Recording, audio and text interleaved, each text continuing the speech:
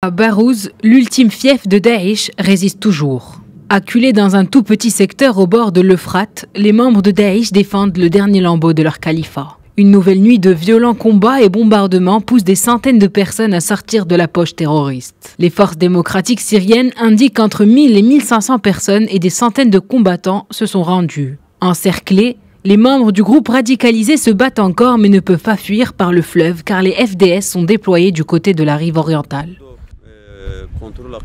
Les unités de protection et les forces démocratiques syriennes ont pris le contrôle du camp de Barouz. Des opérations visant à chercher des mercenaires cachés dans des tunnels ont été lancées. Ces opérations sont en cours.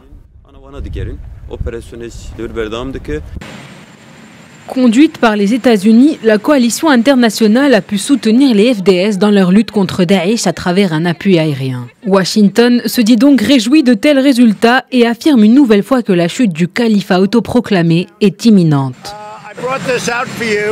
J'ai apporté cette carte pour vous montrer toute la surface rouge que vous pouvez apercevoir. Ceci date du jour de mon élection en 2016 et tout ce que vous voyez en rouge représente Daesh. Quand je suis arrivé en poste, ce n'était pas la joie. Et puis sur la carte du bas, c'est la même carte aujourd'hui mais sans les territoires de Daesh. En fait, cette surface est presque entièrement réduite. Il n'en reste qu'un tout petit point qui disparaîtra prochainement. Selon les forces démocratiques syriennes, depuis janvier, quelques 67 000 personnes ont quitté l'enclave, dont 5 000 terroristes arrêtés. Même si la perte de Barouz est signalée comme la fin territoriale de Daesh, le groupe radicalisé a déjà entamé son organisation clandestine et mène encore des attaques meurtrières.